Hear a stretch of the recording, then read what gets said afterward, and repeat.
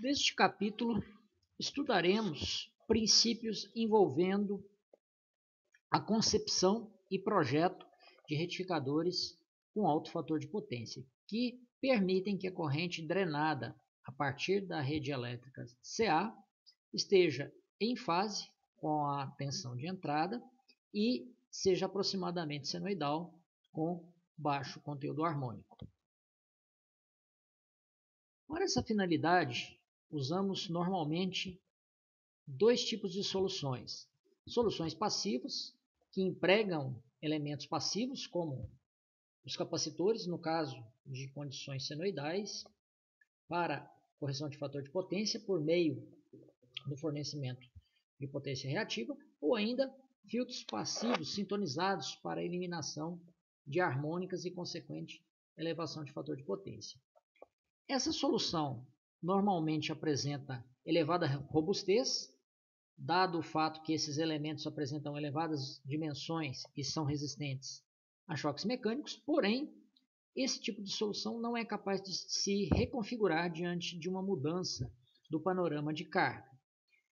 Por outro lado, os métodos passivos apresentam essa possibilidade de se adaptar a uma nova mudança da potência na carga ou do panorama de cargas e, desse modo, pode-se obter a correção de fator de potência para uma ampla faixa de carga, considerando que os conversores estáticos operam em malha fechada. Porém, essas soluções estão mais susceptíveis a falhas porque empregam semicondutores, interruptores controlados e não controlados, e dessa forma tornam-se soluções menos robustas que os métodos passivos.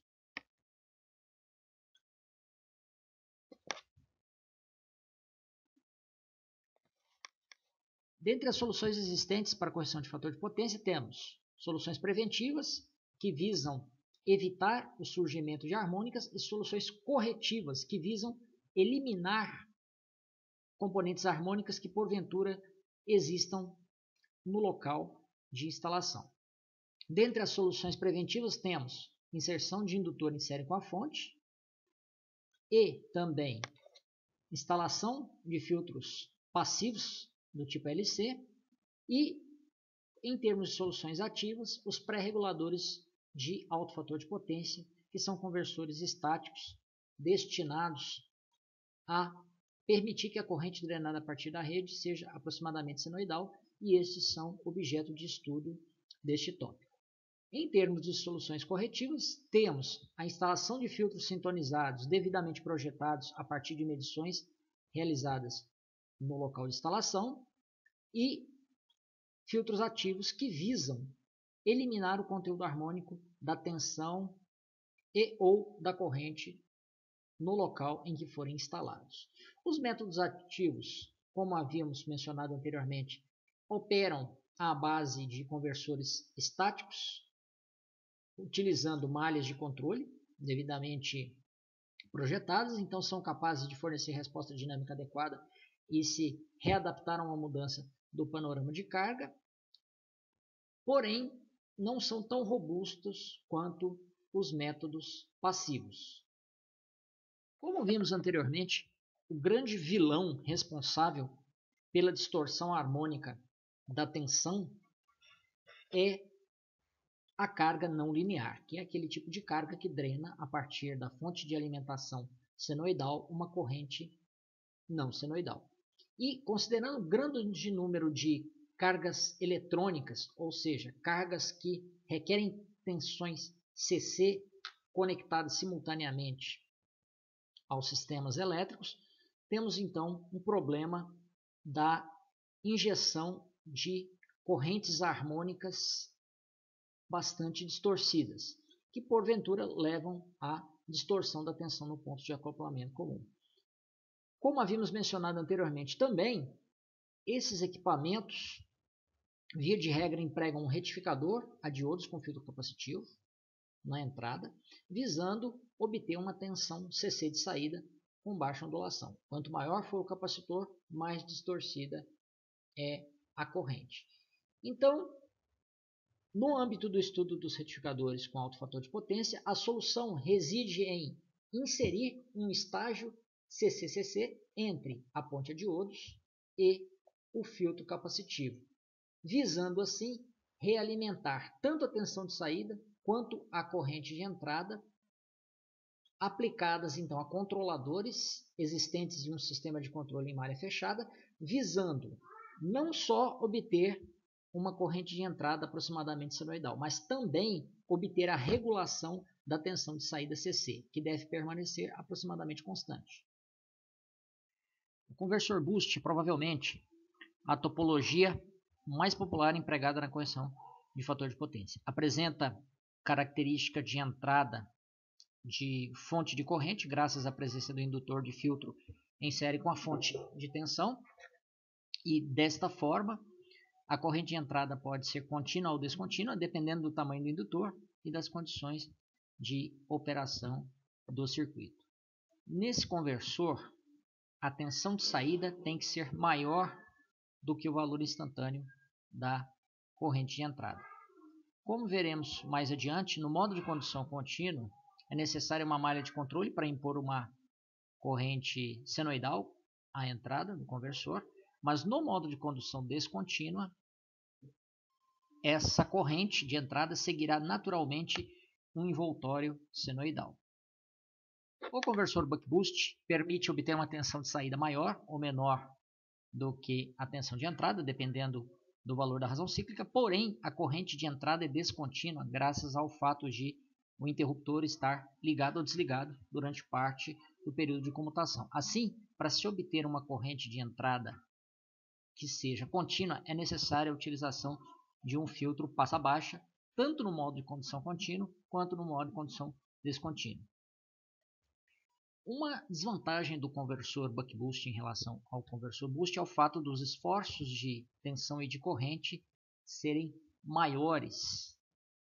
Especificamente no caso dos esforços de tensão, a máxima tensão dos elementos semicondutores é igual à soma das tensões de entrada e de saída.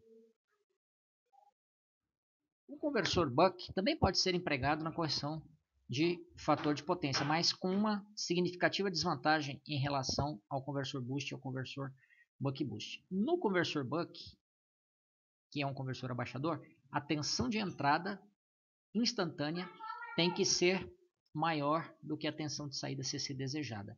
Então, nos instantes em que a tensão senoidal de entrada for menor do que esse valor desejado na saída, a corrente drenada a partir da fonte de alimentação é nula. Então, isso gera algumas zonas de corrente nula, sendo que então a corrente de entrada será altamente descontínua, seja no modo de condução contínua ou no modo de condução descontínua. Nos dois casos, assim como no conversor buck-boost, é necessária a utilização de filtros de entrada do tipo passa-baixa. Os conversores Chuk-Sepik e Zeta, que são sistemas de quarta ordem, também podem ser empregados em aplicações envolvendo correção de fator de potência, sendo que apresentam a mesma característica estática do conversor boost, ou seja, característica abaixadora-elevadora, dependendo da razão cíclica adotada. Esses conversores apresentam um indutor e um capacitor adicional em relação aos conversores clássicos, com os mesmos esforços de tensão e de corrente maiores que os conversores clássicos, assim como no caso do conversor buck-boost, cuja tensão e corrente no interruptor e no diodo são maiores do que os conversores buck-boost. Porém, o conversor Chuk e o conversor Sepik possuem naturalmente a característica de seguidor de tensão, que significa que no modo de condução descontínua, a corrente de entrada segue naturalmente um envoltório senoidal, graças à presença de um indutor em série com a fonte de alimentação. O conversor zeta é usado em aplicações de correção de fator de potência, mas num número de trabalhos bem menor do que o conversor Sepik, por exemplo. Conversores estáticos operando como retificadores de alto fator de potência precisam operar em um sistema de controle de malha fechada para regular a tensão de saída CC e impor uma forma de onda senoidal à corrente de entrada. Basicamente, há dois tipos de técnicas de controle que podem ser empregadas para essa finalidade. As técnicas diretas, que requerem o fornecimento de uma forma de onda de referência para que a corrente de entrada siga, via de regra, uma amostra da tensão de entrada senoidal retificada, e as técnicas de controle indiretas, que não requerem o fornecimento de uma forma de onda de referência. As técnicas diretas mais comuns são a modulação por esterese, controle por pico de corrente, modulação por largura de pulso e controle por corrente média, sendo essa última provavelmente a técnica mais popular devido à ampla disponibilidade de circuitos integrados dedicados. As técnicas de controle indiretas, como o controle ciclo a ciclo e o autocontrole, não requerem o fornecimento de uma amostra da tensão de entrada retificada para que a corrente siga. Porém, há uma disponibilidade restrita de circuitos integrados que realizam a implementação dessas técnicas de controle. Por exemplo, o controle ciclo a ciclo possui apenas um CI patenteado pela International Rectifier IR1150, que permite, então, implementar essa técnica. A técnica do autocontrole foi proposta na literatura e, até onde se sabe, não possui um circuito integrado dedicado que permite a sua implementação sem muitos dispositivos discretos. Na modulação por esterese, temos uma malha de controle de tensão e uma malha de corrente. Na malha de tensão, utiliza-se um divisor resistivo para obter uma amostra da tensão de saída CC, sendo o sinal resultante comparado com uma referência de tensão fixa. Isso resulta em um sinal de erro que é multiplicado pelo sinal de referência obtido a partir da tensão de entrada retificada. O sinal de erro é então comparado com uma amostra da corrente do indutor, que pode ser obtida por meio de um resistor shunt ou de um sensor de efeito Hall. Dessa forma, a corrente é comparada com duas bandas de esterese que possuem o limite superior e o limite inferior. Quando o interruptor é comandado a conduzir, a corrente cresce linearmente até atingir o limite superior, quando então o interruptor é bloqueado. A corrente passa a decrescer até atingir o limite inferior, quando então o interruptor é comandado a conduzir. Esse processo se repete a cada ciclo de comutação ao longo do período completo da tensão de entrada. Uma desvantagem dessa técnica é o fato de operar com frequência de comutação variável, visto que não há um modulador PWM no circuito de controle. Nessa técnica de controle, a ondulação da corrente no indutor é mantida fixa e a corrente no indutor, ou a corrente de entrada, varia entre os limites inferior e superior do comparador de esterese, que nada mais é do que um circuito comparador construído a partir de amplificadores operacionais. A principal desvantagem da modulação por esterese é o fato de a frequência de comutação variável levar os elementos de filtro a serem projetados para a menor frequência de comutação possível, já que a frequência varia entre o valor máximo e um valor mínimo e o projeto de elementos de filtro deve ser realizado para a condição do pior caso. Além disso, tem-se um elevado fator de potência de entrada, com a corrente de entrada aproximadamente em fase com a tensão, emulando a característica de uma carga resistiva. A operação ocorre no modo contínuo, visto que a corrente não se anula ao longo do período de comutação, exceto na passagem por zero, nos instantes de mudança de um semiciclo para o outro, associados à senoide de entrada. Porém, esse é um circuito de controle um pouco mais complexo, pois requer a utilização de circuitos divisores e multiplicadores. Divisor no caso da tensão de feed forward ou da realimentação da tensão de entrada para garantir que a tensão de saída torne-se imune a variações da tensão de entrada, sendo que esse circuito será explicado posteriormente. A partir da análise dessa expressão, que é obtida a partir do conversor boost CCCC clássico, verificamos que a ondulação da corrente no indutor varia com a tensão VI, com a razão cíclica, a frequência de comutação e o valor da indutância. Naturalmente, no caso do retificador, a tensão de entrada varia ao longo do tempo, pois é uma parte da senoide de entrada, e temos várias comutações ao longo de um ciclo completo, dessa forma de onda senoidal, e além disso, a razão cíclica não será constante. Ela vai variar de acordo com o perfil de modulação senoidal, sendo então um valor que varia com o tempo. Substituindo-se então a expressão instantânea que representa a tensão de entrada na expressão que permite calcular a ondulação do corrente, obtemos então o arranjo final em que se tem tensão de pico multiplicado por seno de ômega-t multiplicado pela razão cíclica instantânea dividido pelo produto entre a frequência de comutação e a indutância. Além disso, no modo de condução contínua, sabemos que tensão de saída dividido por tensão de entrada, ou seja, o ganho estático do conversor boost CCCC, é igual a 1 dividido por 1 menos D. Porém, como foi anteriormente mencionado, tanto a tensão de entrada quanto a razão cíclica variam ao longo do tempo, então essas variáveis tornam-se função de ômega-t, uma vez que a tensão de entrada não é mais contínua, como no caso do conversor CCCC. Definiremos agora o parâmetro beta como sendo a relação entre a tensão de saída e a tensão de entrada de pico. Lembrando que o conversor boost só opera se a tensão de saída for maior do que a tensão de entrada instantânea. Considerando que a tensão de entrada varia de 0 até um valor de pico, então este último será o maior valor assumido pela tensão de entrada instantânea.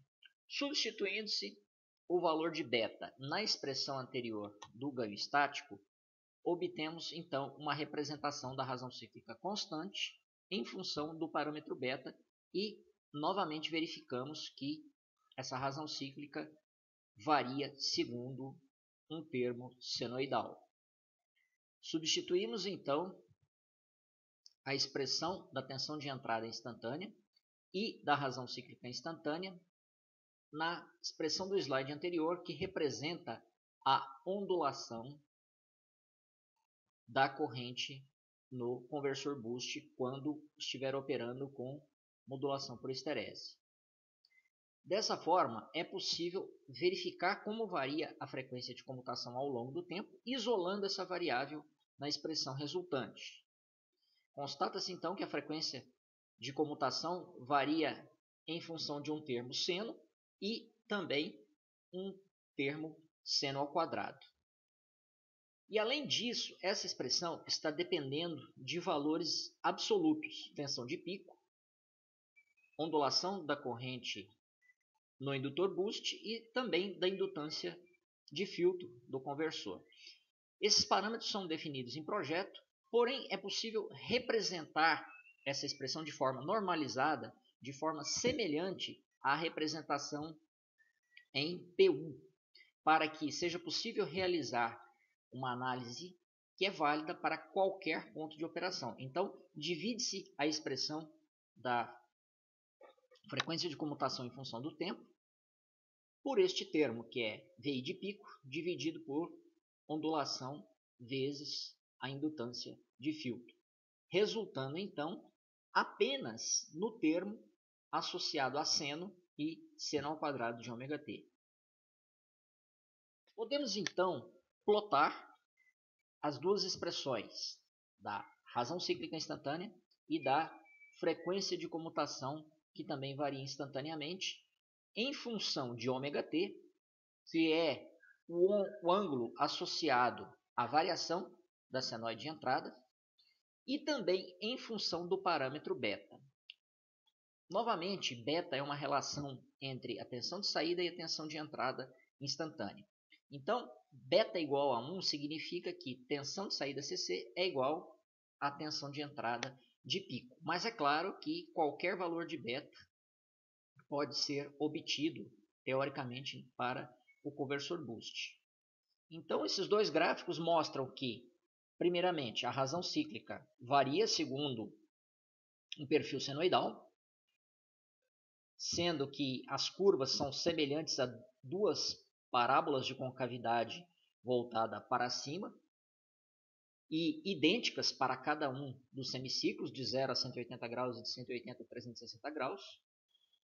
E, além disso, verifica-se que a máxima frequência de comutação ocorre justamente para ômega-t igual a 90 graus para valores de beta superiores a 2. Para valores de beta inferiores a 2, tem-se esse outro comportamento em que os valores máximos ocorrerão em 45 graus e em 135 graus dentro do semiciclo positivo. E essa análise pode ser estendida também ao semiciclo negativo. Então, a partir desse gráfico da frequência instantânea, constata-se que, justamente nos instantes de cruzamento por zero, na transição do semiciclo positivo para o semiciclo negativo e vice-versa, a frequência de comutação é nula, demonstrando assim que, efetivamente, de acordo com a análise realizada, a frequência de comutação não é constante ao longo do período da tensão de entrada e deve ser projetado para o pior caso que ocorrerá na situação da menor frequência de comutação. No controle por pico de corrente, a corrente no indutor é comparado com um sinal cuja forma de onda é de uma senoide retificada, sendo esta forma de onda imposta pela amostra da tensão de entrada retificada obtida a partir de um divisor resistivo. Além disso, a frequência de comutação é constante, imposta por um sinal de clock de frequência fixa. Quando se inicia a condição do interruptor, a corrente no indutor cresce linearmente e essa corrente cresce até atingir o limite imposto pelo sinal de referência, sendo que a amplitude desse sinal varia a cada período de comutação ao longo da senoide de entrada. Quando o sinal, então, se torna igual à amplitude do sinal de referência, o interruptor, então, é comandado a desligar e a corrente começa a decrescer linearmente até o ponto em que se inicia um novo ciclo de comutação e o interruptor volta a conduzir. Temos, então, uma comparação de uma amostra da tensão de saída com um sinal de referência fixa, gerando um sinal de erro por parte do compensador da malha de tensão. O sinal de erro, então, é multiplicado pela referência correspondente à tensão de entrada senoidal obtida após a ponte retificadora e o sinal proveniente do multiplicador é comparado tanto com a corrente do interruptor quanto com uma rampa de compensação externa, sendo que a cada ciclo um sinal de clock externo é responsável por reinicializar o flip-flop RS, garantindo então a operação com frequência constante. Ao contrário da técnica de controle por esterese, como foi anteriormente mencionado, a frequência de operação do interruptor e dos elementos semicondutores é constante.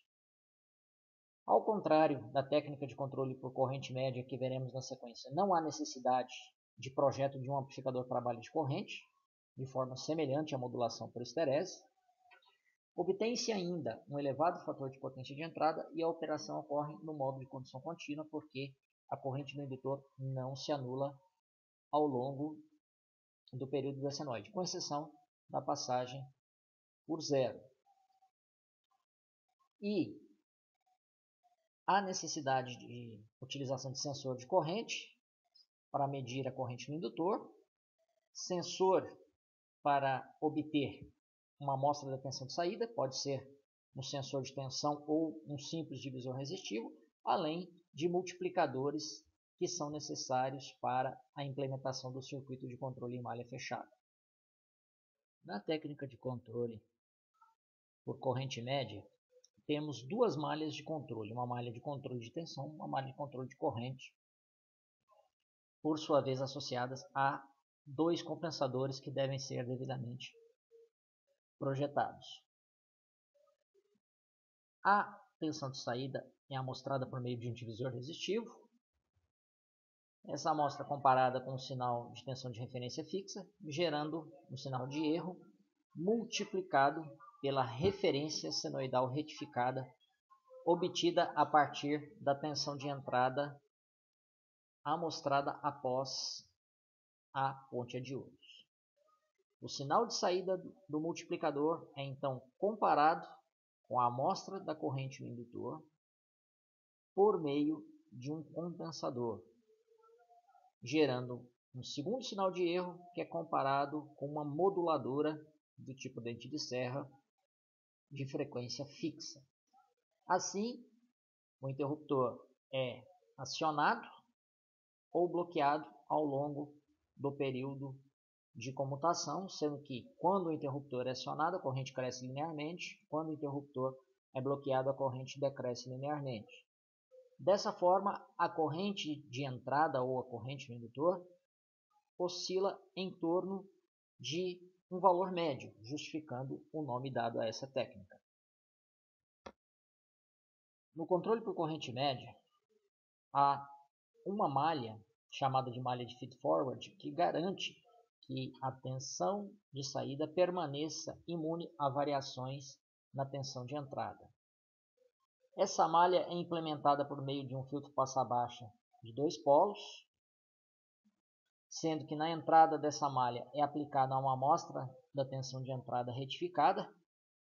Passando pelo filtro, é possível então extrair o valor médio dessa amostra, que então é usado para o ajuste da amplitude da forma de onda dente de serra ou moduladora. Assim, dependendo do valor da tensão de entrada, a amplitude da dente de serra é maior ou menor, garantindo então que a tensão de saída permaneça constante diante de variações da tensão de entrada. Então, esse é o chamado, entre aspas, 110-220 volts automático que encontramos em muitos equipamentos eletrônicos, ou seja, não existe uma chave ou interruptor seletor no equipamento e pode-se conectar esse equipamento diretamente numa fonte de tensão de alimentação de 127 volts ou de 220 volts, ou ainda considerando a faixa de tensão de entrada universal, que vai de 85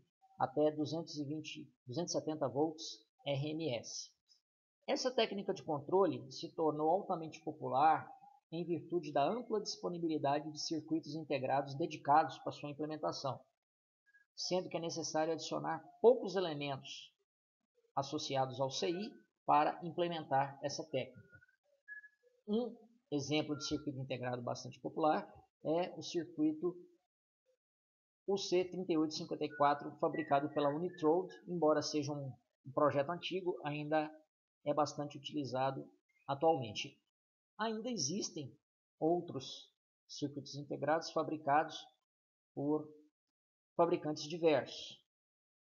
Na técnica de controle ciclo a ciclo, ou One Cycle Control, não se tem a necessidade de uma amostra da tensão de entrada retificada a ser imposta para a corrente no indutor, sendo essa denominada uma técnica indireta.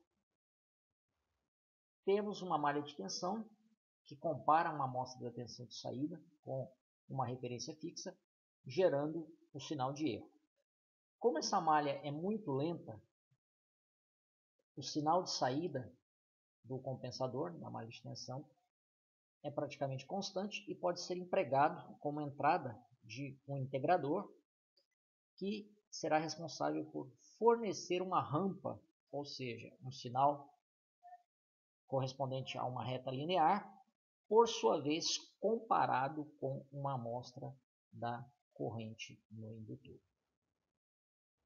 Esse sinal de saída do comparador será aplicado a um flip-flop RS, gerando então, por meio da saída Q, o sinal de acionamento do interruptor S.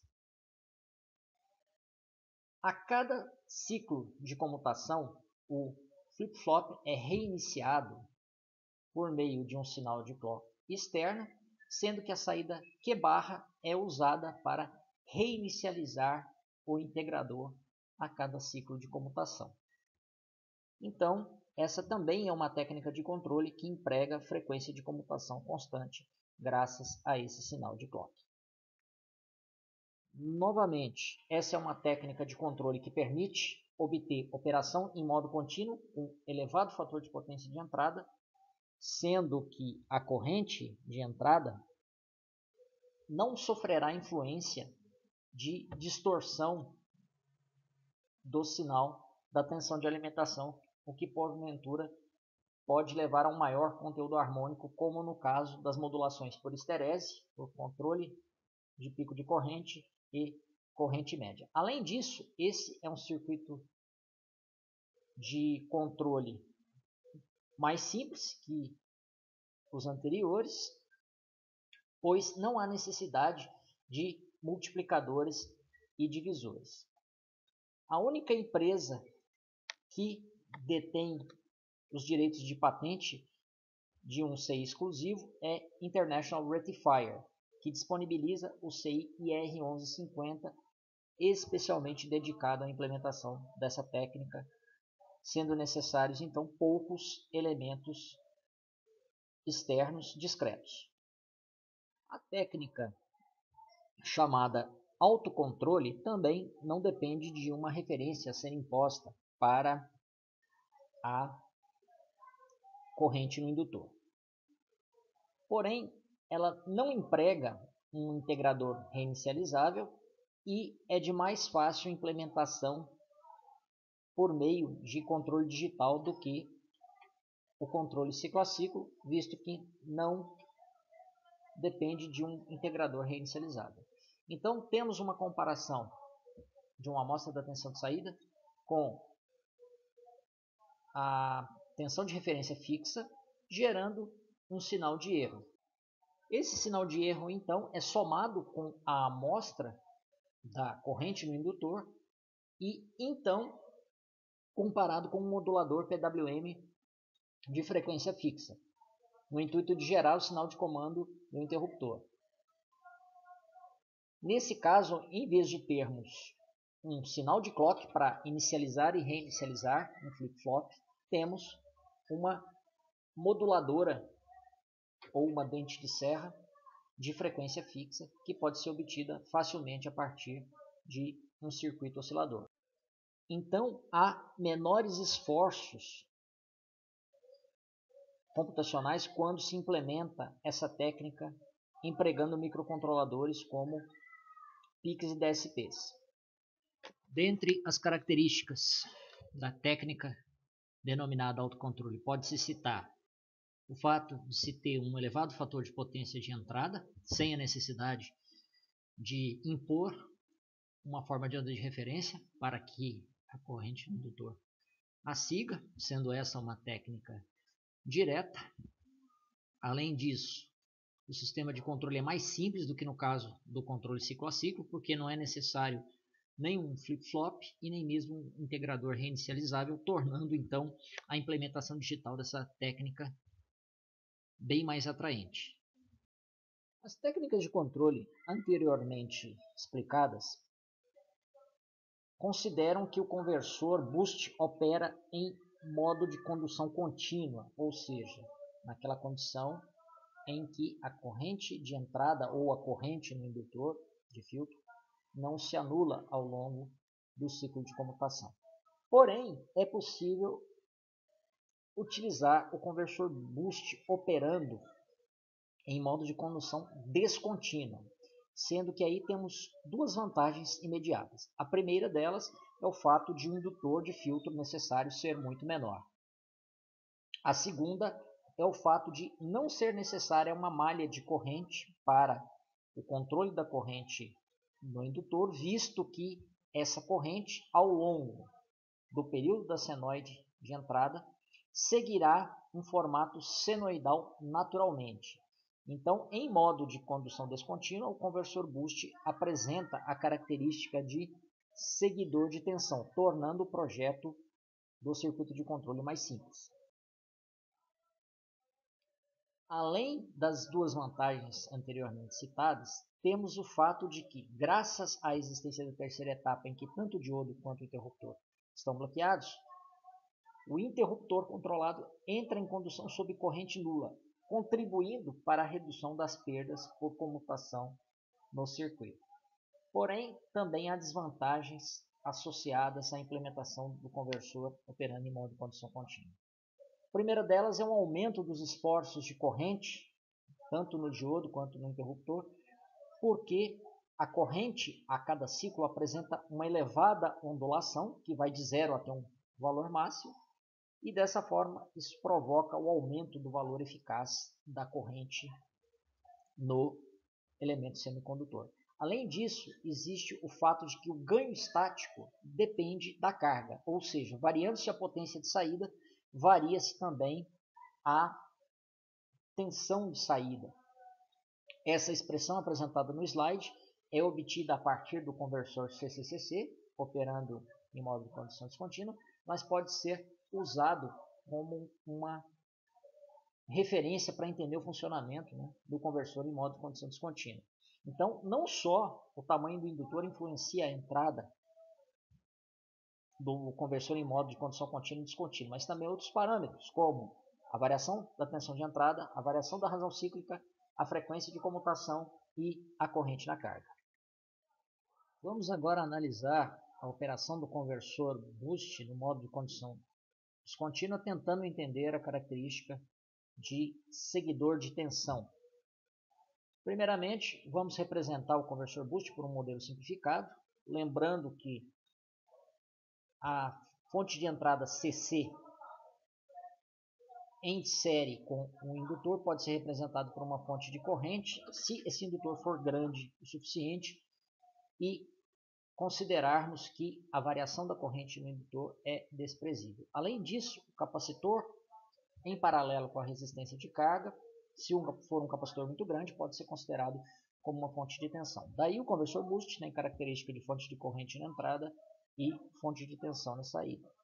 Além disso, na análise que se segue, consideramos que a frequência de comutação, da ordem de dezenas de kHz, é muito maior que a frequência da rede, da ordem de dezenas de Hz. Então, ainda que a tensão de entrada senoidal varie instantaneamente, ao longo de um período de comutação, essa variação é muito pequena, então consideramos que a tensão de entrada VI seja constante, sendo que o retificador pode ser analisado de forma análoga ao conversor CCCC.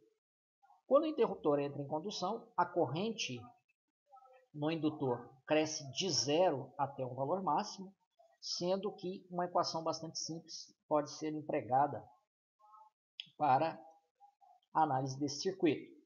Resolvendo a equação diferencial, obtemos a equação da reta que representa o comportamento da corrente no indutor. Além disso, sabemos que, como o diodo está bloqueado, apenas o capacitor é responsável por alimentar a carga nessa etapa.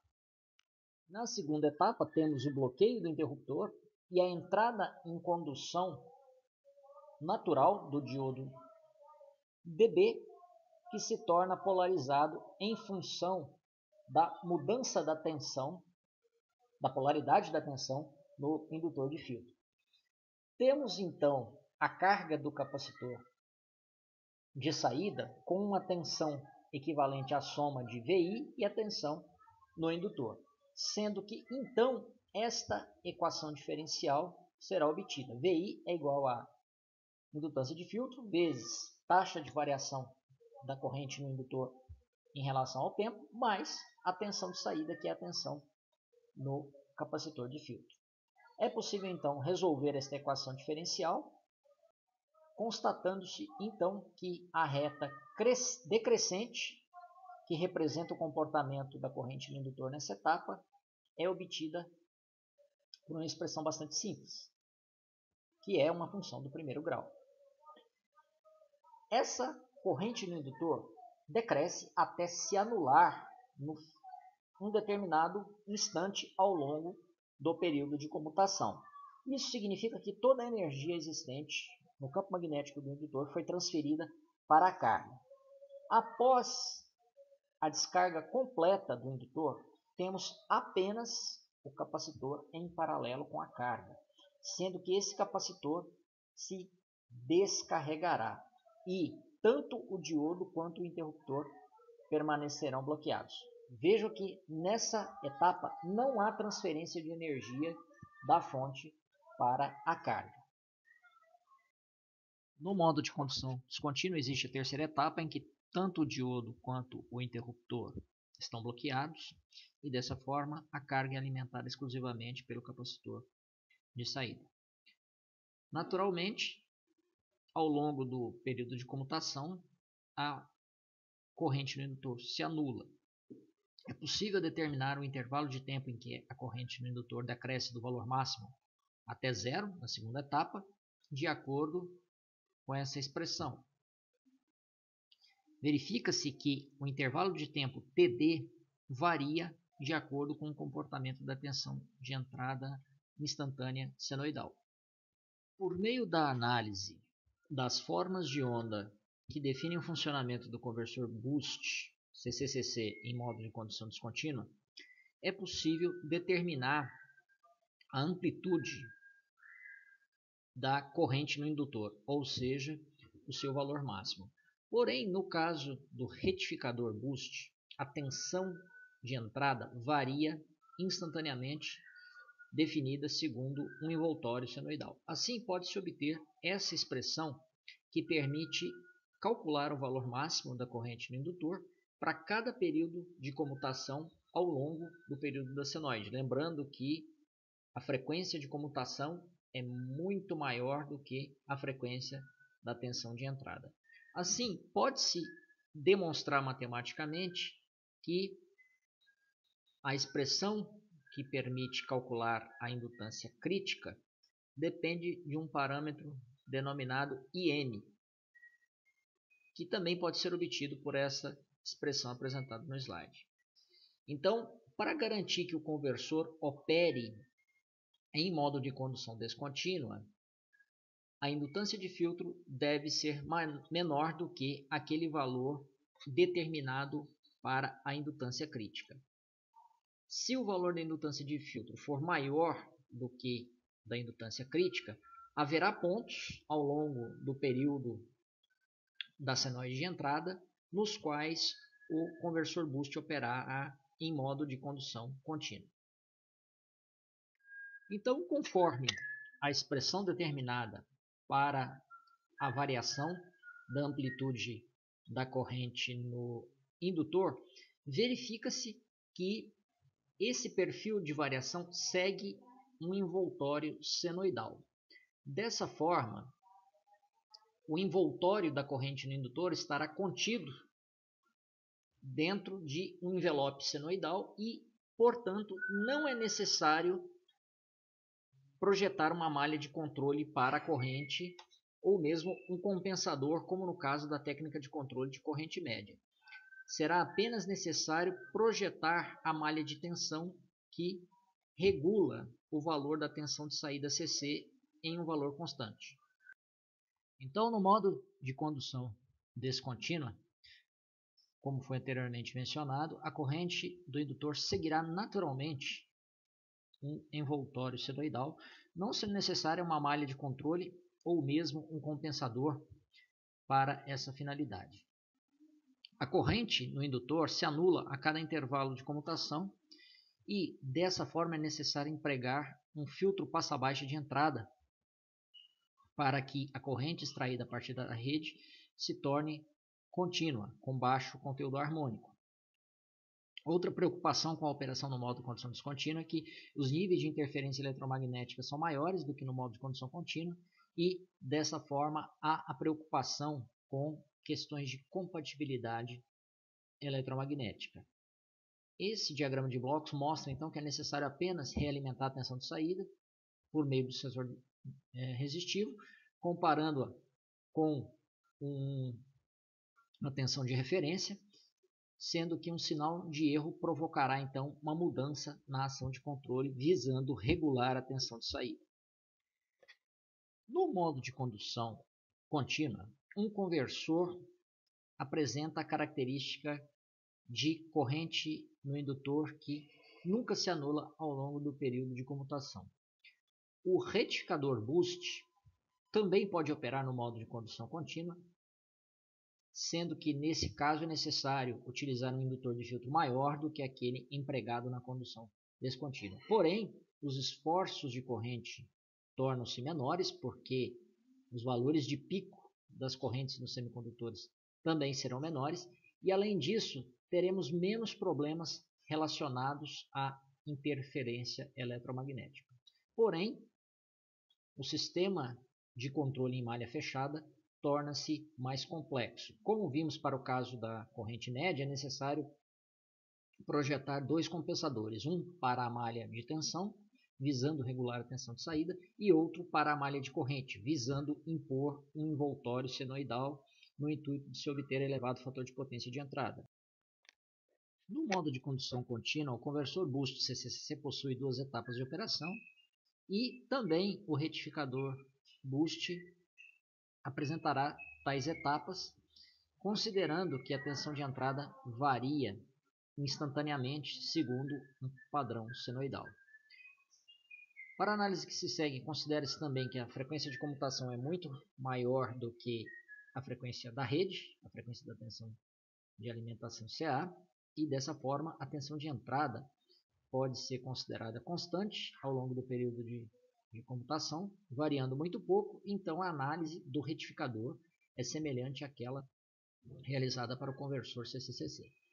Quando então o interruptor é comandado a conduzir, a corrente no indutor cresce linearmente e o capacitor de saída é responsável por alimentar a carga, permanecendo então o diodo bloqueado. Na segunda etapa de operação, quando o interruptor é comandado a bloquear, a tensão no indutor inverte sua polaridade visando manter o fluxo magnético e assim a soma das tensões no indutor e de entrada são aplicadas ao capacitor de saída. Nessa condição, o diodo DB entra em condução naturalmente e essa situação persiste até o próximo ciclo de comutação, no qual o interruptor será acionado mais uma vez. E lembrando, nesse caso não existe uma terceira etapa de operação porque o indutor não se descarrega completamente ao final do ciclo de comutação. Apresentamos aqui novamente o perfil de variação da razão cíclica ao longo do tempo. No conversor boost CCCC, a tensão de entrada é constante. Porém, no retificador boost, essa tensão varia instantaneamente, segundo o perfil de uma senoide. Assim, o ganho estático do conversor CCCC apresenta uma tensão de entrada constante, mas o retificador terá variações instantâneas associadas tanto à tensão de entrada quanto à razão cíclica. Obtendo-se então essa expressão que, uma vez plotada, permite verificar que a razão cíclica não é constante de 0 a 2π radianos, varia de um valor mínimo, definido em função de beta, até um valor máximo igual à unidade, que acontece justamente nos instantes de passagem por zero, do semiciclo positivo para o negativo e vice-versa. Anteriormente, para a modulação por esterese, verificamos que a ondulação da corrente no indutor é constante, provocando a variação da frequência de comutação. Porém, no modo de condução contínua, usando uma técnica como a técnica de controle por corrente média, tem-se a variação da ondulação da corrente no indutor a cada período de comutação. A ondulação no indutor é exatamente igual à ondulação da corrente de entrada. Lembrando que a corrente no indutor é CC e a corrente de entrada é CA. Essa primeira expressão mostrada no slide é justamente a expressão que permite determinar a indutância de filtro no conversor boost. Isolando então a tensão de entrada e considerando as variações instantâneas da tensão de entrada, da razão cíclica e da ondulação, é possível isolar a ondulação nessa expressão, obtendo-se então uma outra expressão que permite determinar como varia essa ondulação ou esse ripple de 0 a 2π radianos. Então, constata-se que essa variação é uma função da tensão de entrada de pico, frequência de comutação, da indutância de filtro e também do parâmetro beta. Porém, essa expressão mostrada no slide depende de valores absolutos, que variam para cada ponto de operação diferente. Então, é possível normalizar essa expressão em função da tensão de entrada de pico, da frequência de comutação e da indutância de filtro, para que se tenha uma representação semelhante àquela adotada em P1, ou seja, é possível verificar o comportamento do conversor para qualquer ponto de operação, obtendo-se então uma expressão que varia em termos de componentes senoidais e também do parâmetro beta, ou seja, teremos infinitas curvas da ondulação normalizada para infinitos valores de beta. Então, constata-se que, por meio dessas curvas, a máxima ondulação parametrizada acontecerá para beta dividido por 4, no caso de valores de beta inferiores a 2, e essa ondulação será máxima justamente na condição de 1 menos 1 sobre beta para valores de beta maiores ou iguais a 2. Então, como é de se esperar, essa ondulação será máxima justamente no valor de pico da tensão de alimentação. Considerando idealmente que tanto a tensão de alimentação quanto a corrente drenada a partir da fonte são puramente senoidais, a expressão da potência instantânea de entrada pode ser dada pelo produto entre o valor de pico da tensão de alimentação, o valor de pico da corrente de alimentação, seno ao quadrado de ômega-t. Esse gráfico mostra o comportamento da potência instantânea ao longo de 2π radianos, verificando-se que a máxima transferência de potência acontece justamente no valor de pico da tensão de alimentação e da corrente de alimentação, sendo nula no intervalo correspondente à transição do semiciclo positivo para negativo e vice-versa. Naturalmente, isso acompanha a variação da razão cíclica instantânea. É possível também verificar como varia a corrente no diodo boost segundo essa expressão. A partir da análise do conversor boost CCCC, constata-se que a corrente média no diodo é igual ao produto da corrente de entrada pelo complemento da razão cíclica, ou seja, II que multiplica 1 menos D. Mas, considerando que a razão cíclica varia instantaneamente no retificador, isso resulta na expressão mostrada, que plotada também permite analisar o comportamento da corrente ao longo do período da tensão de alimentação. A ondulação da tensão de saída é composta por duas componentes, uma componente em alta frequência e uma componente em baixa frequência, sendo essa frequência 2 vezes maior do que a frequência da tensão de alimentação, justamente porque temos no retificador monofásico aquela característica de 2 pulsos. Logo, a ondulação ou o ripple de baixa frequência, no caso de uma tensão de alimentação de 60 Hz, aconteceria em 120 Hz. Esse circuito equivalente simplificado pode ser adotado para se determinar o comportamento instantâneo da tensão de saída, resultando nessa expressão bastante complexa, sendo que apenas parte dela pode ser considerada caso o conversor esteja operando em regime permanente. Então, o termo exponencial é ignorado nessa condição em que não há distúrbios aplicados ao conversor. Analisando a expressão anteriormente mostrada, verificamos que a forma de onda da tensão de saída apresenta um termo médio, justamente ao valor Cc desejado para alimentar a carga. Se tivéssemos um capacitor infinito, não existiria uma componente Ca, existiria apenas o componente Cc, porém, isso apresenta implicações práticas do ponto de vista de custo, tamanho e também da resposta dinâmica do conversor. Porque quando o conversor é ligado inicialmente, temos uma elevada corrente circulando pelo capacitor de filtro, sendo necessário então limitar essa corrente de inrush. De qualquer forma, utilizando um capacitor finito, teremos também uma parcela Ca que pode ser obtida a partir dessa expressão que deriva, da análise do circuito anterior. Esse gráfico mostra o comportamento da tensão de saída do retificador boost, que é composta por um nível médio, Cc, e uma parcela alternada associada à ondulação de baixa frequência.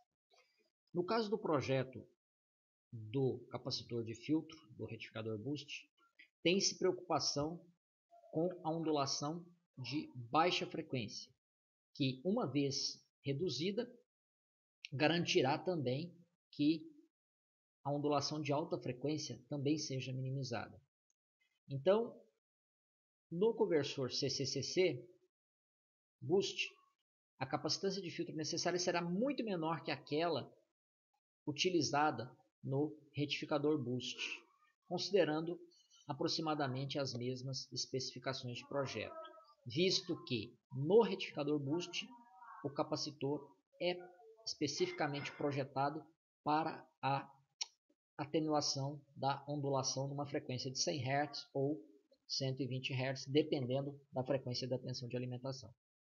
A partir de agora realizaremos uma análise do conversor boost operando com correção de fator de potência e tensão de saída regulada, adotando como premissa o uso da técnica de controle de corrente média, justamente porque essa técnica é amplamente popular, tanto na literatura quanto na indústria, sendo utilizada inclusive em produtos comerciais.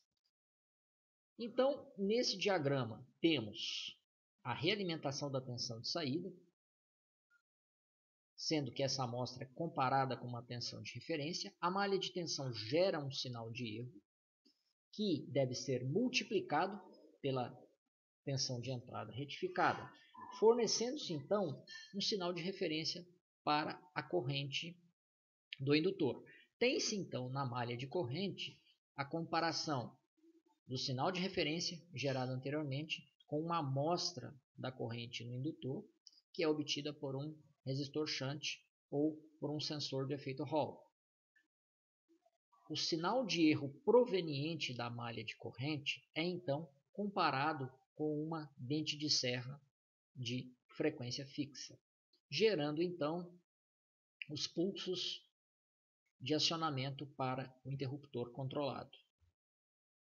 Como mencionamos anteriormente, há diversos CIs comercialmente disponíveis para implementação da técnica de controle por corrente média. Provavelmente o CI, o C3854, é uma das abordagens mais populares utilizadas na literatura, sendo que inclusive o software PSIM disponibiliza um modelo que permite simular o comportamento do circuito integrado associado a um retificador. A partir desse diagrama obtido do datasheet fornecido pelo fabricante, constatamos que há 16 pinos e cada um dos pinos naturalmente possui uma função. Não descreveremos detalhadamente todos os pinos, mas vamos apresentar a função de alguns pontos importantes que permitem um funcionamento adequado desse circuito integrado.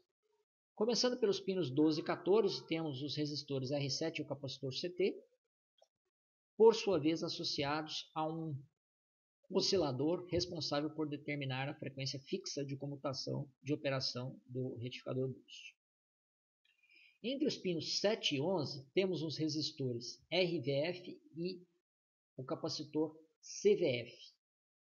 Esses dois elementos compõem um compensador do tipo proporcional com filtro, o que não garantirá a operação do retificador com erro de regime permanente nulo. Comentaremos isso posteriormente com mais detalhes. Entre os pinos 3 e 4 temos o resistor RCZ, o capacitor CCZ e o capacitor CCP, sendo que esses três elementos compõem um compensador do tipo proporcional com filtro, proporcional integral com filtro, que permite a implementação da malha de corrente. Para o projeto adequado do controle em malha fechada do retificador boost, é necessário conhecer as funções de transferência que definem o comportamento das plantas de corrente e de tensão. Então, a planta de corrente é responsável por controlar a corrente de entrada, ou seja, a corrente no indutor, frente a variações da razão cíclica, sendo então necessário conhecer a função de transferência IL de S dividido por D de S. Essa malha tem que ser muito mais rápida do que a malha de tensão, porque operamos na condição de controle em cascata, em que uma malha é muito rápida e a outra malha é muito lenta, para que não haja interferência entre o funcionamento dessas duas malhas. A malha de corrente é considerada uma malha interna rápida, enquanto a malha de tensão é considerada uma malha externa lenta. E a malha de tensão é responsável por manter a tensão de saída regulada frente a variações da corrente do indutor. O retificador com correção de fator de potência normalmente é usado como estágio de entrada de diversos tipos de equipamentos eletrônicos. E então, esses equipamentos muitas vezes drenam uma potência que não é constante. Quando a potência drenada a partir da rede de alimentação aumenta, há uma tendência de a tensão de saída ser reduzida para compensar o balanço de potência. Porém, na condição de operação de malha fechada, o conversor garantirá que a tensão de saída permanecerá regulada e aproximadamente constante. Então, se houver uma perturbação no sentido de aumentar a potência da carga, o sistema de controle provocará um aumento na razão cíclica, permitindo então que seja fornecida a maior quantidade de potência na saída, garantindo então que a tensão de saída seja regulada a partir de uma comparação com a tensão de referência. Porém, quando ocorre uma redução da carga, da potência drenada pela carga na saída, a tensão de saída tende a aumentar. E assim é necessário que o sistema de controle indique uma alteração da razão cíclica, ou seja, uma redução da razão cíclica para que essa tensão seja reduzida e retorne ao valor nominal. Uma outra questão importante nos retificadores com alto fator de potência é a característica de operar com tensão de saída constante frente a diversos valores ou uma ampla faixa de variação da tensão de entrada.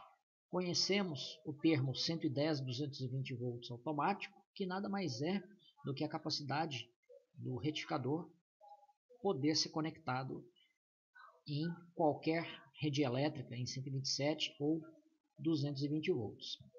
A faixa de variação da tensão de saída eficaz universal varia de 87 até 270 volts em todo o planeta. Então, um equipamento fabricado, por exemplo, na Europa, teria condições de ser conectado numa rede elétrica em qualquer lugar do mundo. Essa ação de garantir que a tensão de saída permaneça imune diante de variações da tensão de entrada é chamada de feed-forward, que nada mais é do que fornecer uma amostra da tensão de entrada retificada que passa por um filtro passa-baixa, visando extrair o seu valor médio, e assim varia-se a amplitude da forma de onda dente de serra, no sentido, de corrigir a ação de controle diante de perturbações dessa natureza. As funções de transferência da malha de corrente e da malha de tensão podem ser obtidas a partir de modelos de pequenos sinais aplicados aos conversores CACC. Existem diversas técnicas que permitem obter tais modelos, como o espaço de estados médio ou o interruptor PWM.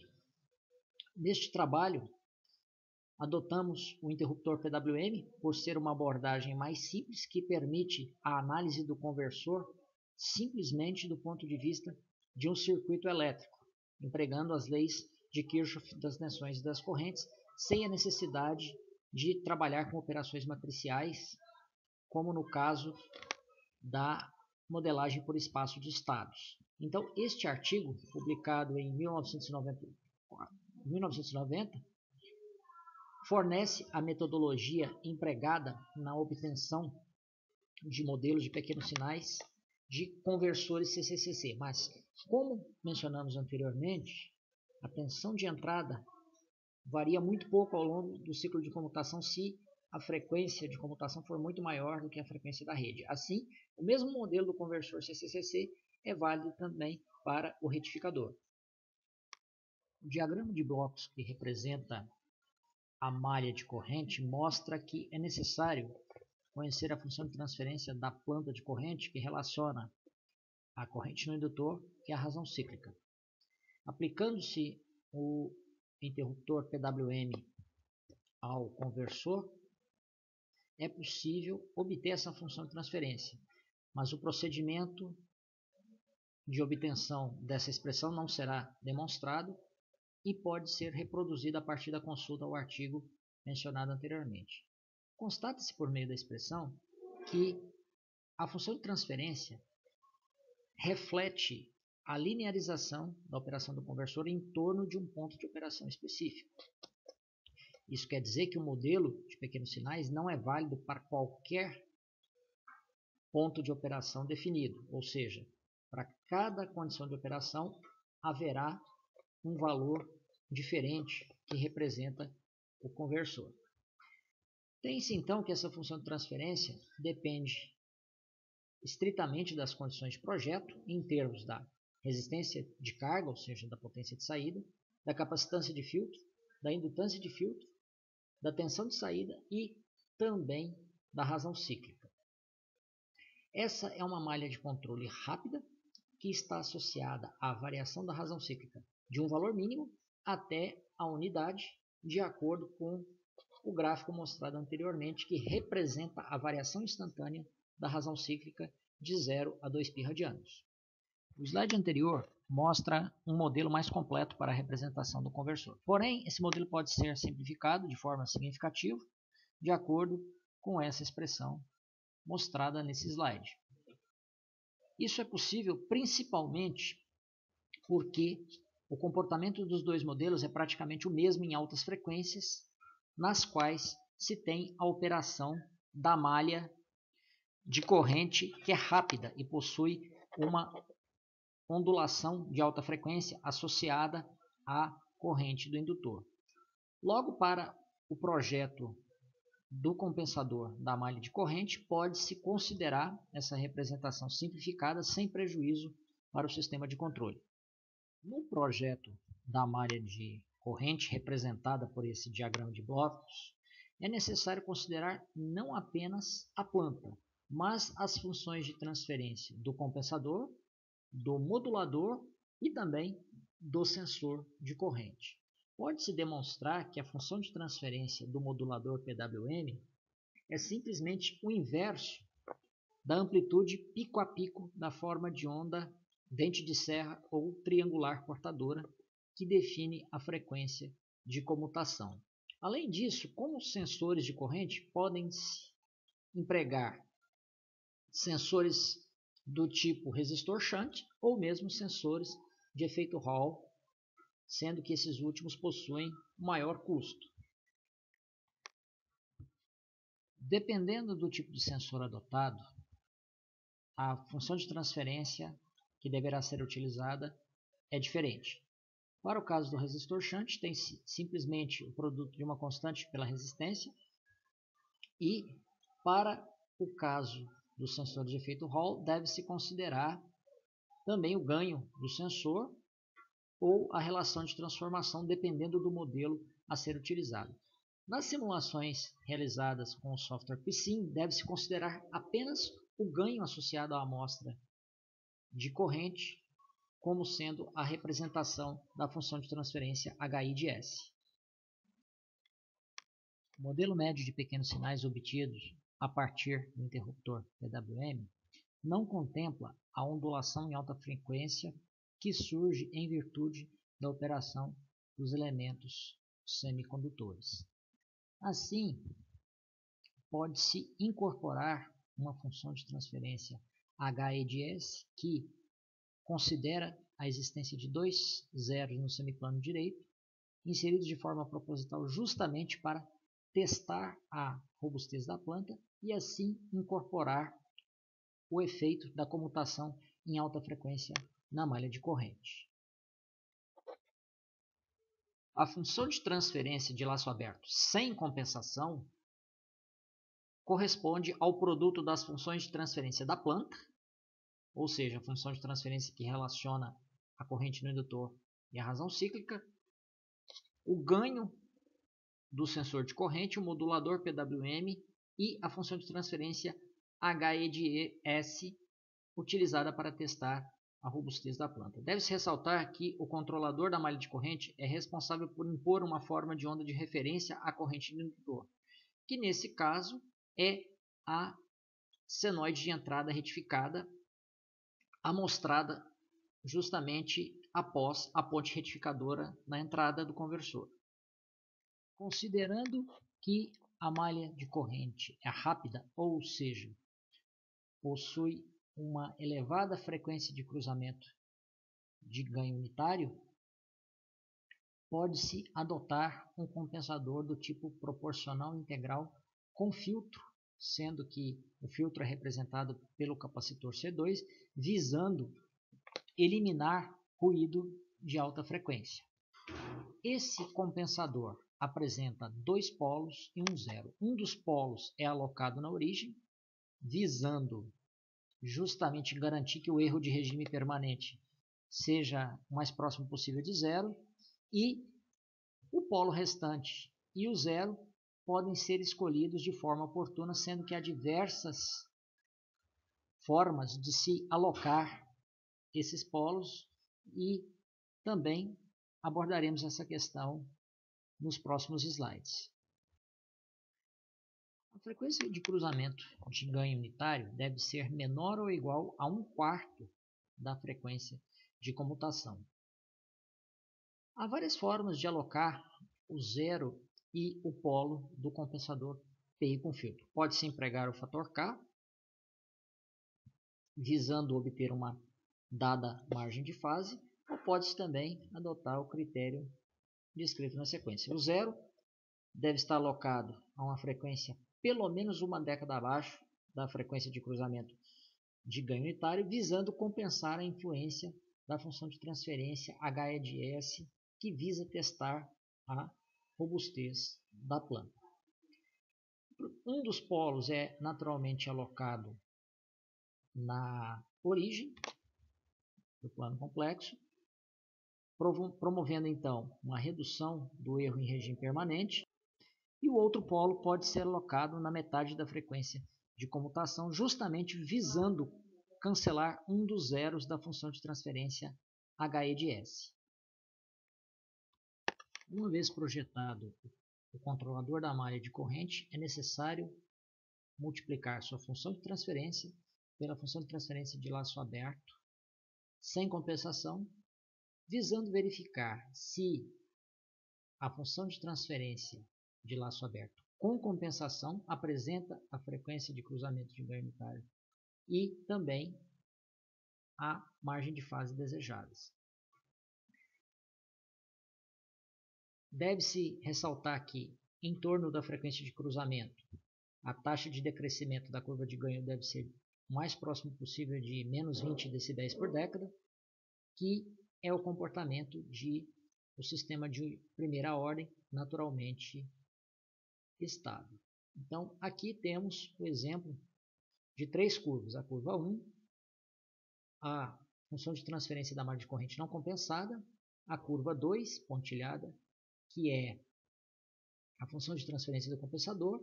E a curva 3, que é a função de transferência da malha de corrente compensada, correspondente ao produto das curvas 1 e 2. Nesse caso, constata-se que a curva 1 cruza o valor zero em 2 pontos, que não é possível para garantir que o sistema seja estável, porém, com a atuação do compensador, a curva 3 passa a cruzar o valor zero em um único ponto, justamente na frequência desejada. A malha de controle de corrente é responsável por garantir que o envoltório da corrente no indutor ou da corrente de entrada seja senoidal, que pode ser obtido uma vez que se impõe uma referência para que a forma de onda da corrente do indutor a siga. Por sua vez, a malha de controle de tensão é responsável por determinar a amplitude da corrente drenada a partir da fonte de alimentação, ou seja, da corrente no indutor. Então, a malha de controle de tensão fornece um sinal de erro que é multiplicado pelo sinal de referência, visando garantir que a potência extraída a partir da rede não seja maior nem menor do que o valor desejado. Considerando que o diagrama de blocos mostrado no slide representa um sistema de controle em cascata, é necessário desacoplar as malhas entre si. Então, a malha de corrente, como foi anteriormente mencionado, é rápida, porém, a malha de tensão deve ser lenta, justamente visando não distorcer a referência da corrente e, dessa forma, aumentar o conteúdo harmônico da corrente drenada a partir da rede e, consequentemente, também reduzir o fator de potência de entrada.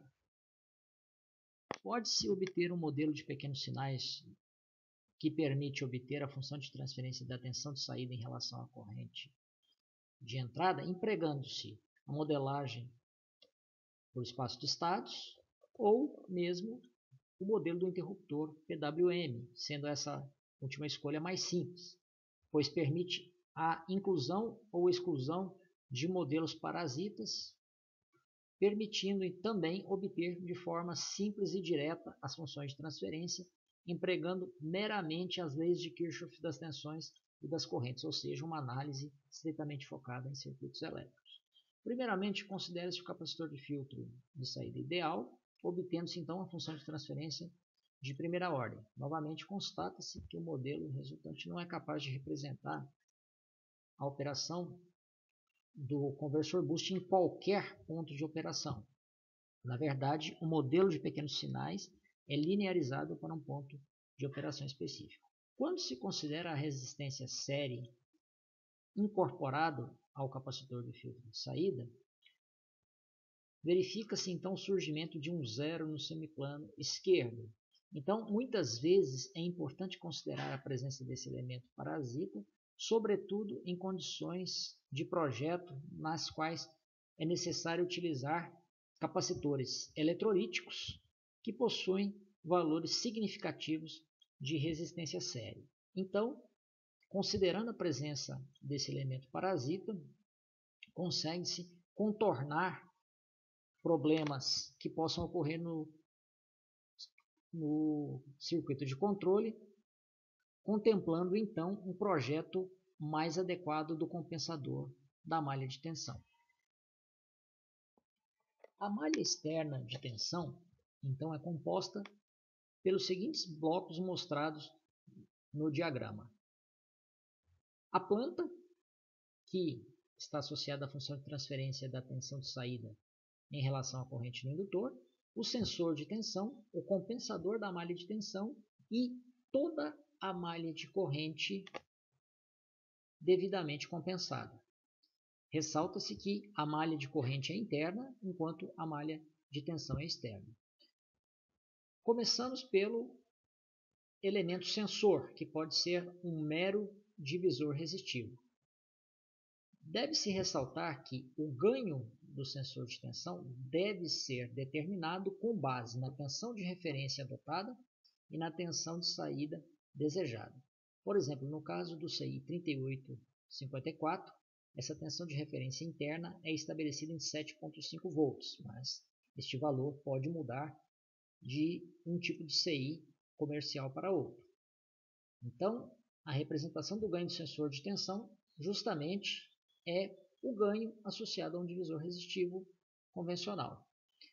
Além disso, como a malha de tensão é muito mais lenta que a malha de corrente, representada por essa expressão que contempla diversos termos no diagrama de blocos, pode-se simplificar a sua representação, sendo que, então, para fins de projeto da malha de tensão, a malha de corrente é considerada como sendo apenas o inverso do ganho do sensor de corrente. O multiplicador é um elemento que também deve ser incorporado ao projeto da malha de tensão, justamente por ser responsável pela multiplicação do sinal de erro proveniente do compensador pela forma de onda de referência correspondente à tensão de entrada retificada, fornecendo assim uma amplitude de referência para a corrente no indutor. Dessa forma, pode-se representar o multiplicador por uma função de transferência bastante simples, correspondente ao produto de 2 sobre π e o valor de pico da tensão de entrada retificada. O retificador pode ser utilizado como estágio de entrada dos mais variados tipos de cargas e equipamentos, que podem ser conectados a variados valores de tensão de entrada eficaz. Por exemplo, no Brasil temos essa tensão variando de 127 volts e 220 volts, dependendo da região. Porém, em todo o planeta, a tensão de entrada eficaz pode variar de 80 volts até 270 volts eficaz.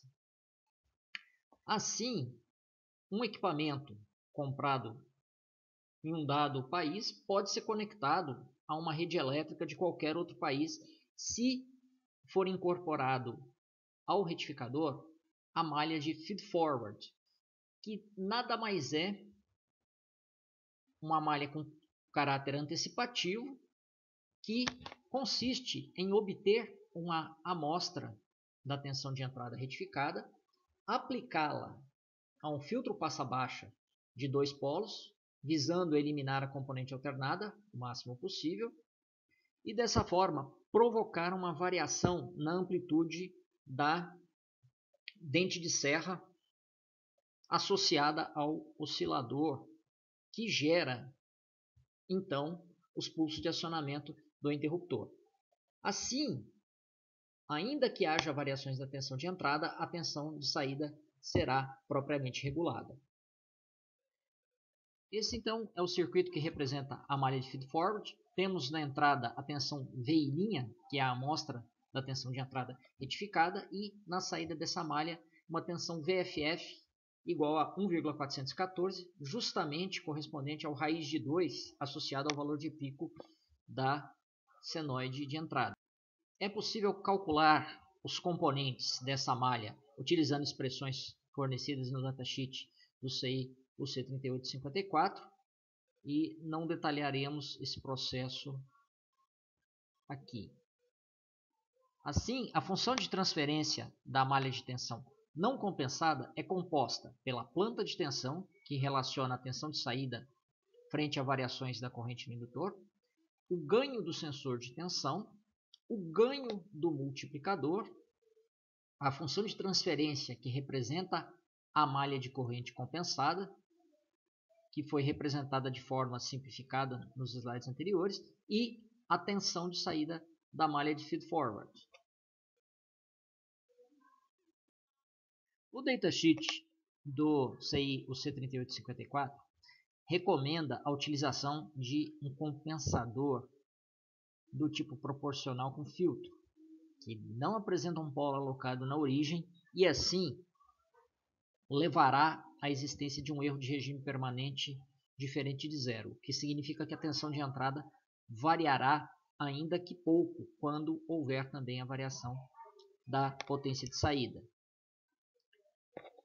Assim, o uso de um compensador do tipo proporcional integral é capaz de manter um erro de regime permanente aproximadamente nulo, sendo que quando houver a variação da potência na carga, a tensão de saída será mantida aproximadamente constante, desde que, naturalmente, o compensador seja adequadamente projetado.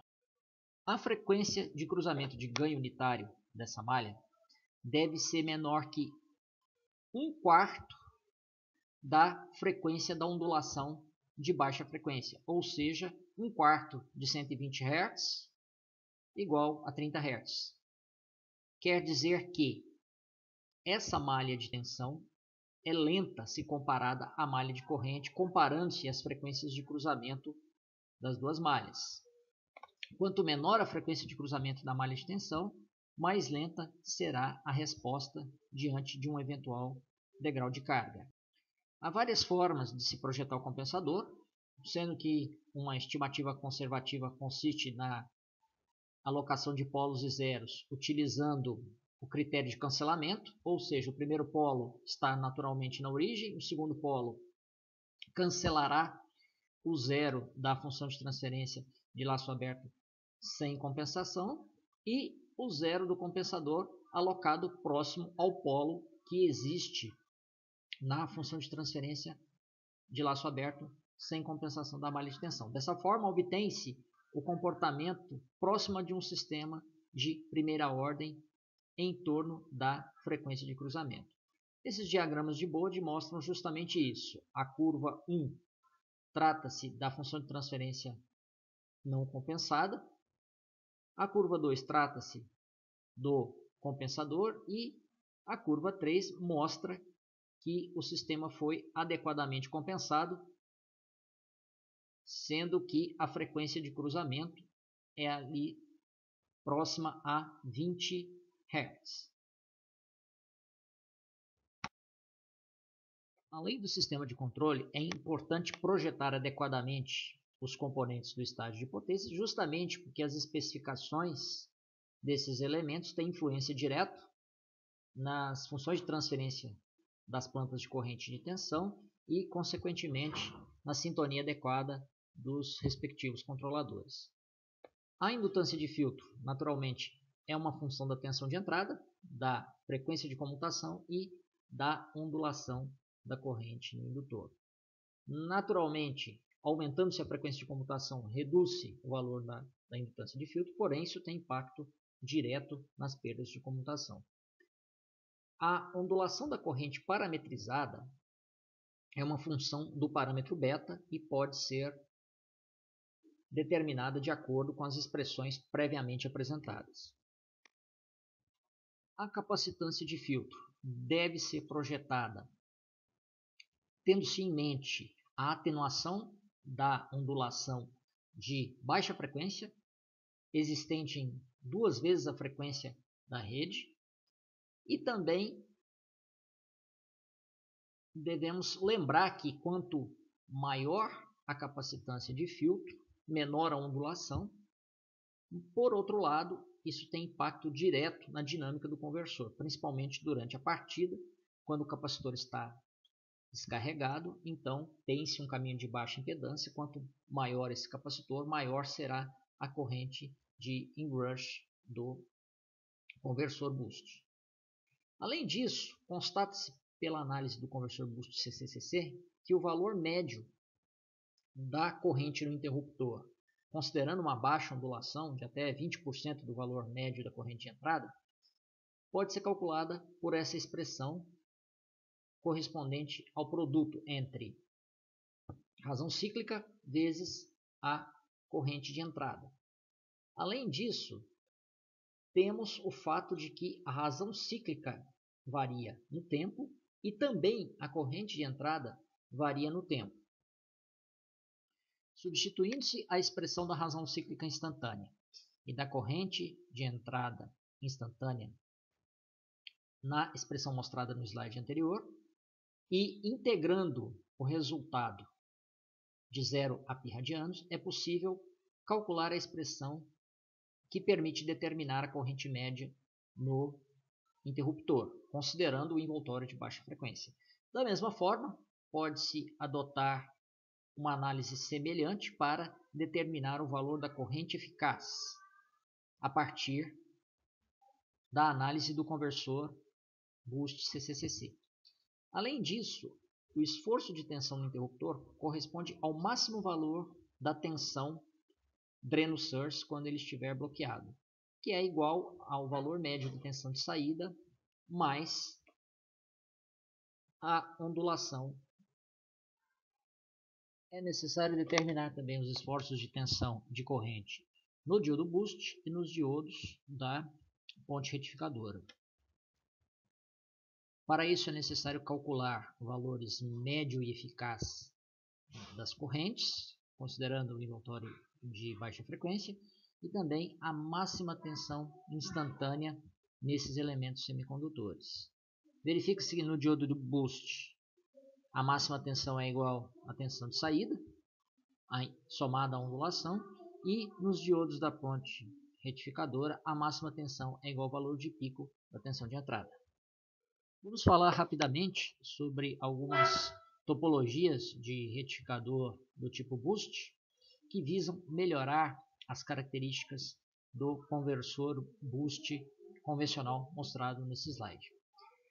Uma das desvantagens desse conversor, que embora seja bastante simples, é o fato de que a corrente sempre circula por 3 elementos semicondutores em qualquer uma das etapas de funcionamento, considerando a condução contínua. 2 diodos da ponte retificadora e o interruptor, ou 2 diodos da ponte retificadora e o diodo boost. Então isso leva ao aumento das perdas por condução, principalmente para elevadas tensões de saída, sendo que nesse caso são necessários MOSFETs com resistência de condução elevada, e as perdas por condução são dadas pelo quadrado da corrente eficaz de dreno multiplicado pela resistência de condução. E além disso, temos problemas relacionados à recuperação reversa do diodo boost, sobretudo quando este opera em elevadas frequências. Uma forma de resolver parte dos inconvenientes associados ao conversor boost convencional reside na utilização das configurações totem pole simétrica e assimétrica. Esses conversores também são conhecidos pelo termo bridgeless, porque não empregam uma ponte retificadora a diodos na entrada. Nos dois casos, a corrente circula por apenas 2 elementos semicondutores em qualquer uma das etapas de funcionamento, levando a uma redução das perdas por condução. Além disso, no primeiro circuito mostrado à esquerda, em que os 2 interruptores estão conectados a um ponto de referência comum, não há necessidade de circuitos de comando isolados, nem mesmo circuitos de tempo morto, sendo que não há a possibilidade de ocorrência de curto-circuito entre 2 interruptores de um mesmo braço. Isso apenas pode acontecer no caso do conversor mostrado à direita. Uma desvantagem dos 2 conversores é o fato de a fonte de alimentação CA só estar conectada ao terra do circuito durante o semiciclo positivo, levando a um aumento dos níveis de interferência eletromagnética. Outra questão relacionada ao conversor boost é o tamanho do indutor de filtro, sobretudo para elevadas correntes de entrada. Então, nesse caso, podem-se empregar os conversores entrelaçados ou intercalados, conhecidos na literatura por interleaved. Assim, é possível associar várias células ou fases compostas por um indutor de filtro, um interruptor e um diodo. Assim, a ondulação de alta frequência da corrente de entrada torna-se um múltiplo da frequência de comutação, o que permite reduzir o tamanho dos elementos de filtro e, além disso, dividir adequadamente a corrente de entrada entre diversas fases de acordo com a necessidade. Então, esse é um tipo de conversor recomendado para elevadas potências, da ordem de até dezenas de quilowatts. E uma desvantagem desse conversor é o fato de que pequenas diferenças construtivas entre os elementos que compõem as células ou fases, a saber, o indutor e os semicondutores, pode levar a um desbalanço de corrente, sendo que uma das fases pode apresentar maiores perdas do que as demais. Então, muitas vezes é necessário utilizar esquemas de controle ativo para minimizar o desbalanço. O conversor boost half-bridge ou meia-ponte emprega um número reduzido de elementos, como pode ser verificado nesse circuito. Além disso, esse circuito apresenta a característica dobradora de tensão, na qual o barramento CC é segmentado em duas partes associadas a dois capacitores de filtro. Porém, a desvantagem desse circuito é o fato de que há elevados esforços de tensão nos interruptores, sendo que, então, esse circuito é recomendado para tensões de saída mais baixas, e, além disso, há a necessidade de incorporar uma malha de controle para compensar desequilíbrios que, porventura, existam caso cargas distintas sejam conectadas aos capacitores CO1 e CO2. O conversor boost em ponte completa, ou full bridge, não apresenta limitação da necessidade de uma malha de controle para compensar desequilíbrios associados a cargas desbalanceadas, porém, só é recomendado para potências maiores em virtude de utilizar 4 interruptores controlados. O conversor boost de 3 níveis permite reduzir os esforços de tensão nos interruptores, que se tornam iguais à metade da tensão de saída total. Porém, uma desvantagem dessa estrutura é o fato de haver a necessidade de circuitos de comando isolados para os interruptores 1 e 2. O retificador monofásico de 3 níveis permite também reduzir os esforços de tensão nos semicondutores, que se tornam iguais à metade da tensão de saída total. Além disso, tem-se o fato de que há um número reduzido de elementos semicondutores no caminho da corrente nas etapas de funcionamento, no máximo 2 elementos. Esse retificador utiliza um interruptor bidirecional, ou seja, 2 MOSFETs conectados numa configuração antissérie, sendo que a corrente ora circula por S1 e DS2 no semiciclo positivo, ora circula por S2 e DS1 no semiciclo negativo. A principal desvantagem dessa estrutura é o fato de também haver a necessidade de uma malha de controle específica para compensar variações nas tensões dos barramentos CC segmentado em virtude da conexão de cargas desequilibradas. O conversor boost baseado na célula de 3 estados pode ser entendido como uma variação do conversor boost entrelaçado de 2 fases. Essa configuração deriva do conversor push-pull CCCC, que permite obter a célula de 3 estados, composta por um autotransformador associado aos enrolamentos L1 e L2, aos interruptores S1 e S2 e aos diodos DB1 e DB2. Nesse caso também temos a redução dos esforços de corrente, igualmente divididos entre os dois enrolamentos do transformador, que estão magneticamente acoplados, e, se houver a construção adequada desse autotransformador, o balanço de corrente é obtido de forma automática, sem a necessidade de uso de esquemas de controle especiais, como no caso do conversor boost interleaved.